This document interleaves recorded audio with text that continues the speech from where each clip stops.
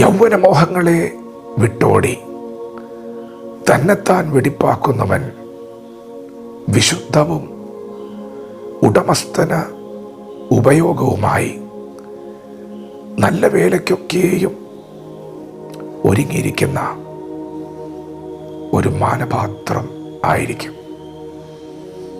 ദൈവത്തിൻ്റെ ദാസനായ മോശെ മരിച്ചപ്പോൾ ജനത്തെ നയിക്കുവാൻ, വാഗ്ദത്ത കനാനിലേക്ക് ജനത്തെ നടത്തുവാൻ ദൈവം യോശുവയെ തിരഞ്ഞെടുത്തു. ദൈവം യോശുവയോട് പറഞ്ഞു, എൻ്റെ ദാസനായ മോശയോട് കൂടെ ഇരുന്നത് പോലെ ഞാൻ നിന്നോട് കൂടെ ഇരിക്കും.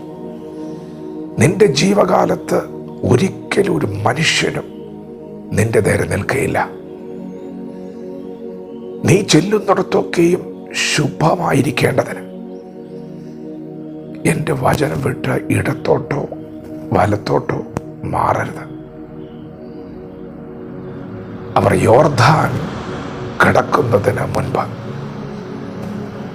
കൊയ്ത്തുകാലത്തൊക്കെയും കരകവിഞ്ഞൊഴുകുന്ന യോർദാനെ മറികടന്നു പോകണം വാഗ്ദത്ത നാട്ടിലെത്താൻ. ദൈവം യോശുവയോട് പറഞ്ഞു, നിങ്ങളെ തന്നെ ശുദ്ധീകരിപ്പിൻ.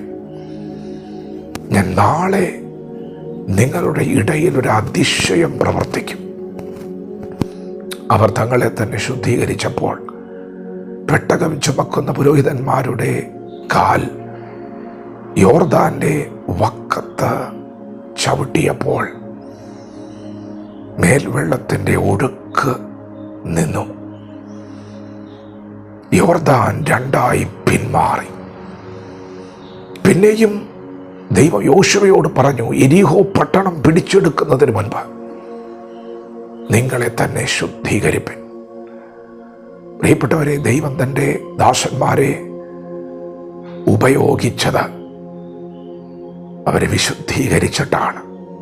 ദൈവത്തിന് ഇന്ന് പകൽ നിങ്ങളെ ഉപയോഗിക്കാൻ ആഗ്രഹമുണ്ട്. ഉപയോഗിക്കും, നിശ്ചയമായി ഉപയോഗിക്കും. നിങ്ങൾ നിങ്ങളെ തന്നെ വെടിപ്പാക്കുന്നു എങ്കിൽ യൗവന മോഹങ്ങളെ വിട്ടോടുക, തന്നെത്താൻ വെടിപ്പാക്കുക. അങ്ങനെ നിങ്ങൾ വെടിപ്പാക്കിയാൽ നിങ്ങളൊരു വിശുദ്ധ പാത്രമാകും.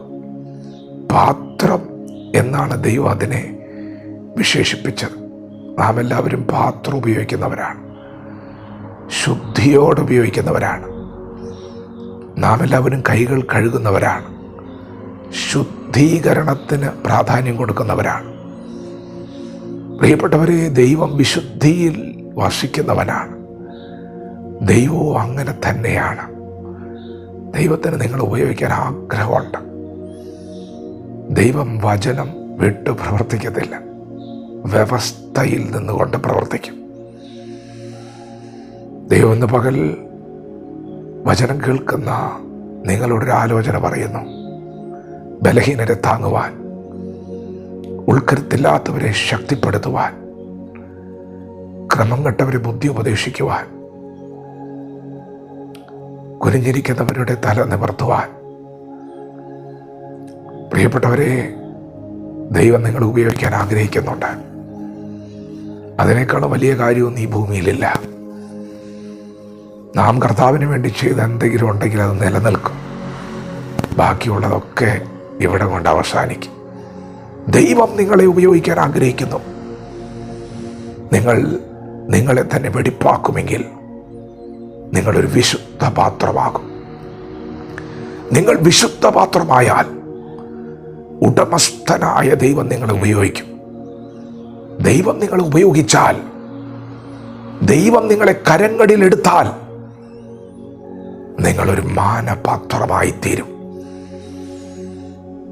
ഉടമസ്ഥന് ഉപയോഗിക്കുവാൻ, നല്ല വേലയ്ക്ക് ഉപയോഗിക്കുവാൻ ഒരുങ്ങിയിരിക്കുന്ന പാത്രം. അതെ, ഒരുങ്ങിയിരിക്കണം. എപ്പോഴും നിങ്ങൾ വിശുദ്ധരായിരിക്കണം. നിങ്ങൾ വിശുദ്ധിയിൽ ജീവിക്കണം.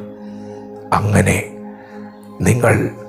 നിങ്ങളെ വെടിപ്പാക്കുന്നുവെങ്കിൽ, ഒരുങ്ങിയിരിക്കുന്നുവെങ്കിൽ ദൈവം നിങ്ങളെ ഉപയോഗിക്കും. തക്ക സമയത്ത് ഉപയോഗിക്കും, എമർജൻസിയായി ഉപയോഗിക്കും. അങ്ങനെ നിങ്ങൾ ഉപയോഗിക്കപ്പെടാൻ തുടങ്ങിയാൽ നിങ്ങളൊരു മാനപാത്രമായി തീരും. നിശ്ചയം. ദൈവവചനത്തോട് പ്രതികരിക്കാം. ദൈവം നമ്മെ ഓരോരുത്തരെയും പകൽ അനുഗ്രഹിക്കുമാറാകട്ടെ. ആമേൻ.